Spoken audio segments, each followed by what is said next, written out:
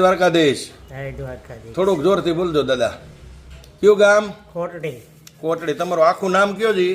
લાલજીભાઈ ખોડાભાઈ મકવાણા. હવે તમે આ અમૃત પુષ્પની બોટલ કોના માટે લઈ ગયા હતા? જી એક બેન માટે લઈ ગયા હતા. નહીં, અત્યારે આમ તો તમારા માટે લીધી ને? હા, મેં લીધી. એને ન પીધી એટલે તમને આપી. બરાબર, એ રીતે છે. હા, તો તમને તકલીફ શું હતી? મને તકલીફ રાતે નીંદર નો આવતી. હા.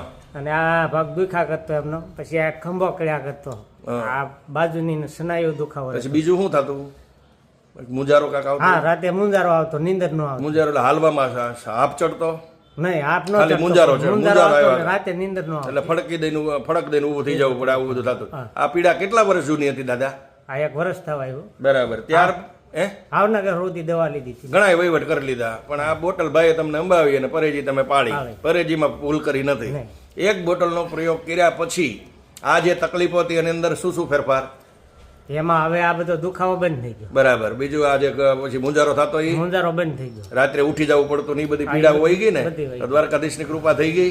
કેટલી કૃપા કહેવાય? ઘણી કૃપા કહેવાય. 100%, 80%? હા, 80% કે 50%? ના, 80%. હવે એક આ આપણે રાત્રે પંખા નીચે હોય ને, હા, તો જકડાય છે. તો જકડાઈ જાય. પણ ટૂંકમાં હજી 20 દિવસમાં બધું ઘણું ખરું વહી ગયું એમ ગયો ને, તો કૃપા તો થઈ જ ગઈ. તો તમારો ફોન નંબર જણાવો ભગવાન.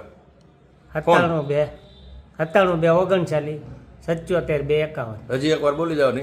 97 239 77 251. બરાબર. હવે આવી તકલીફ વાળા કોઈ લોકો તમારી આગળ અમૃત પુષ્પની જાણકારી માગે તો પ્રેમથી માહિતી આપજો. જય દ્વારકાધીશ, જય ગુરુ મહારાજ, જય દાન મહારાજ, જય સિયારામ.